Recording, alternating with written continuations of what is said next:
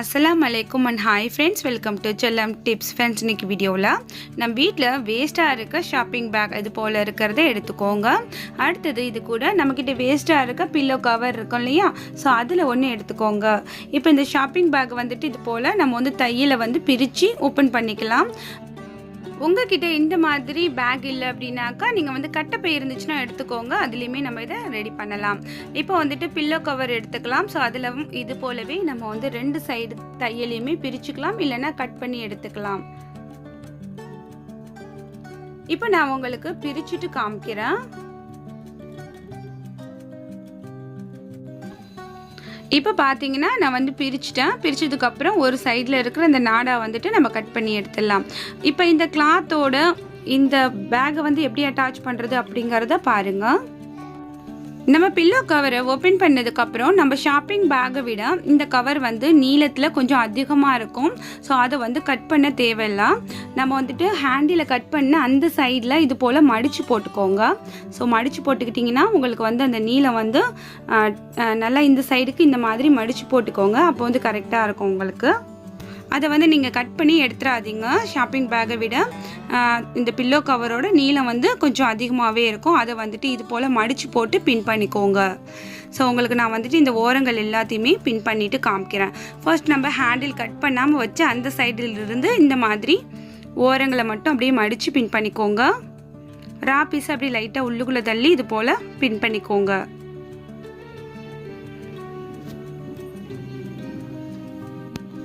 இப்போ நான் எப்படி பின் பண்ணிட்டு வரேன் அப்படிங்கிறத பாருங்கள். ஸோ நாலா பக்கமும் நம்ம பின் பண்ணுறோம். நம்மக்கிட்ட எக்ஸஸாக அந்த பில்லோ கவரோட அந்த கிளாத் இருக்குது பாருங்கள், அப்படியே அதை இது மேலேயே மடித்து போட்டு ஸோ அதையுமே அழகாக நம்ம பின் பண்ணி செக்யூர் பண்ணிக்கலாம்.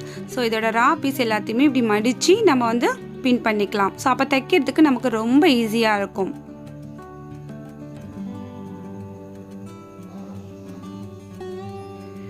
இது போல் நம்ம எல்லா சைடுமே பின் பண்ணிவிட்டு நான் உங்ககிட்ட காமிக்கிறேன்.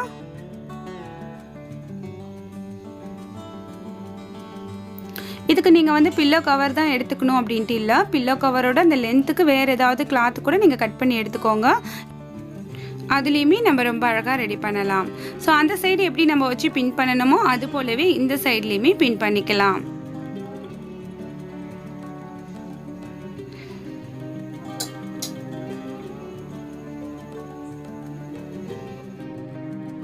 இந்த மிடில் கூட இது போல் பின் பண்ணிக்கோங்க. இப்போ பார்த்தீங்கன்னா ஃப்ரெண்ட்ஸ், ஃபுல்லாக பின் பண்ணிட்டேன். பின் பண்ணதுக்கப்புறம் இப்படி இருக்குது. ஸோ இதுக்கப்புறம் நம்ம எப்படி தைக்கிறோம் அப்படிங்கிறத பாருங்கள். நீங்கள் மிஷின் இல்லை உங்ககிட்ட அப்படின்னாக்கா நீங்கள் ஊசியில் நூல் கோத்துட்டு இந்த ஓரங்களை அப்படியே நம்ம எப்படி பின் பண்ணியிருக்கோமோ அது போல் ஊசி நூலால் தைச்சிருங்க. இப்போ நான் மிஷினில் தான் தைக்க போகிறேன். ஸோ இந்த ஓரங்களை அப்படியே மிஷினில் நம்ம எந்த பக்கம்லாம் பின் பண்ணமோ அதே போல் நாலா பக்கமும் இந்த மாதிரி தைச்சிருங்க. மிடில் ஒரு பின் பண்ணோம் இல்லையா, ஸோ அதுலேயுமே ஒரு தையல் போடணும்.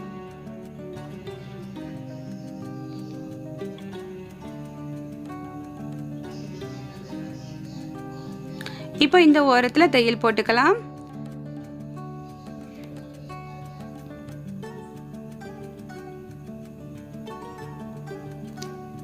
நீங்கள் பிகினர்ஸாக இருந்தீங்கன்னா கண்டிப்பாக பின் பண்ணிக்கோங்க. ஸோ இல்லை நல்லா தைக்க தெரிஞ்சால் கூட நீங்கள் பின் பண்ணிட்டு தைக்கும்போது உங்களுக்கு கொஞ்சம் கூட நீங்கள் மெஷர் பண்ணது எதுவுமே மாறாமல் ரொம்ப நீட்டான லுக்கில் அவுட்புட் கிடைக்கும். ஸோ அதுக்காக முடிஞ்ச வரைக்கும் இது போல் பின் பண்ணிவிட்டு தைங்க.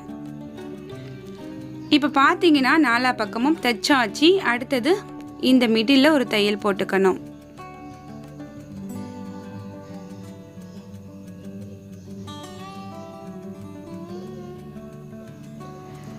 அவ்வளோதான் ஃப்ரெண்ட்ஸ். இப்போ பார்த்தீங்கன்னா நமக்கு கிளாத் இப்படி தான் இருக்குது. இந்த பேக்கில் அட்டாச் பண்ணியாச்சு. இப்போ நம்ம இதை என்ன பண்ணுறோம் அப்படிங்கிறத பாருங்கள்.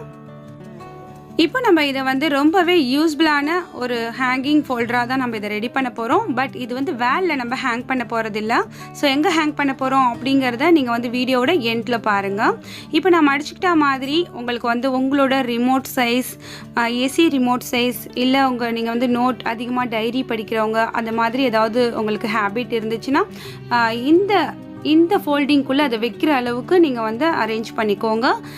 பண்ணிவிட்டு இது போல் பேக்கெட்ஸ் நான் ஃபர்ஸ்ட் நம்ம மடித்ததில் 3 பேக்கெட்ஸ் இருக்க மாதிரி மார்க் பண்ணியிருக்கேன். அடுத்ததில் நோட் வைக்கிற அளவுக்கு ஸ்பேஸ் விட்டு நம்ம வந்துட்டு மார்க் பண்ண போகிறோம்.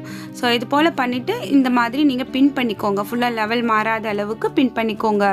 நிறைய பேர் வந்துட்டு நைட்டில் வந்து புக் படிப்பீங்க. ஸோ அந்த மாதிரி ஹேபிட் உள்ளவங்க ஸோ இது போல் உங்களுக்கு வந்துட்டு அந்த டைரி வந்து இன்செர்ட் ஆகிற அளவுக்கு நீங்கள் வந்து அந்த உள்ளுக்குள்ளே கொடுக்குற அந்த ஸ்பேஸ் இருக்கா மாதிரி பார்த்துக்கோங்க. இப்போ வந்துட்டு நம்ம வந்து மார்க் பண்ணோம் இல்லையா, ஸோ அந்த அளவில் நம்ம வந்து நூல் வச்சுட்டு ஊசி நூலால் இது போல் தைச்சிடலாம். நீங்கள் ஒட்டிக்கிறதா இருந்தாலும் ஹாட் க்ளூ வச்சு ஒட்டிக்கலாம். அது எல்லாமே ஆப்ஷன் தான். ஒட்டுறதா இருந்தால் எப்படி ஒட்டணும் அப்படிங்கிறதையுமே காமிக்கிறேன். இப்போ நான் வந்துட்டு தைக்க போகிறேன். ஸோ ஊசி நூல் வச்சுட்டு நம்ம வந்து இதை தைச்சிக்கலாம். இது போலவே இந்தான நம்ம இன்னொரு மார்க் பண்ணோம் இல்லையா, ஸோ அதையுமே தைச்சிக்கலாம்.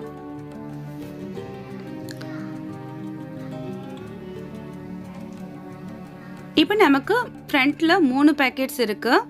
அடுத்தது இந்த ஓரங்களை வந்துட்டு நம்ம மிஷினால் தைக்க முடியாது. ஒட்டுறதா இருந்தால் ஒட்டலாம். பட் வந்து நான் வந்து ஊசி நூல் வச்சுட்டு இன்றைக்கி தைக்க போகிறேன். ஸோ 2 ஓரமே இது போல் நீங்கள் வந்து தைச்சிக்கோங்க. ஏதாவது சேம் கலர் நூல் எடுத்துக்கோங்க. அப்போ உங்களுக்கு நீட்டான லுக்கில் இருக்கும். நம்ம ஃபோல்டு பண்ணினா இந்த 2 பேக்கெட்ஸுமே தைச்சிட்டு இது போல் நம்ம முடிச்சுக்கலாம். இது போலவே அந்த சைட்லேயுமே நம்ம வந்து தைக்கணும்.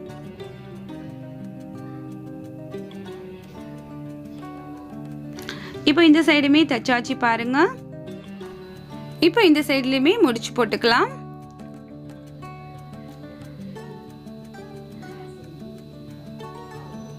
இப்போ நமக்கு ஃப்ரண்ட்டில் வந்துட்டு 3 பேக்கெட்ஸ் இருக்குது.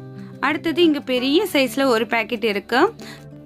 இந்த பேக்கெட்டில் நம்ம வந்து டைரி, நோட் புக் அது மாதிரி ஏதாவது வைக்க யூஸ் பண்ணிக்கலாம். ஸோ அடுத்தது இந்த ஹேங்கிங் வந்துட்டு கொஞ்சம் ப்ளைனாக இருக்கிறதுனால கொஞ்சமாக லேஸ் ஒர்க் பண்ணலாம் அப்படிங்கிறதுக்காக ஸோ கொஞ்சம் லேஸ் எல்லாமே இது போல் வச்சுட்டு அந்த தையல் மேலே ஒட்டிக்கிறேன். தையலும் தெரியாமல் பார்க்கறதுக்கு ரொம்ப அழகாக இருக்கும். இது எல்லாமே ஆப்ஷன் தான். நீங்கள் அப்படியே யூஸ் பண்ணாலும் ஓகே. இல்லை இது போல் உங்ககிட்ட ஏதாவது லேஸ் இருந்துச்சுன்னா அதை யூஸ் பண்ணி இது போல் டெக்கோர் பண்ணிக்கோங்க. அது எல்லாமே உங்களோட கிரியேட்டிவிட்டிக்கு தகுந்த மாதிரி. இப்போ ஃபுல்லாக ஒட்டியாச்சு. அடுத்தது இங்கே ஸ்பேஸ் வந்து பெருசாக இருக்கு இல்லையா, அதை வந்து ஹாட் க்ளூ வச்சுட்டு இது போல் நம்ம பார்ட்டிஷனாக பிரிச்சுக்கலாம். நமக்கு வந்து டைரி வைக்கிற, நோட் வைக்கிற சைஸுக்கு தகுந்த மாதிரி ஒரு சைடை விட்டுட்டு அடுத்தது நம்ம இது போல் ஒட்டிக்கலாம். ஸோ தைக்க வேணாம் அப்படின்னு நினச்சிங்கன்னா இந்த மாதிரி ஒட்டிக்கோங்க.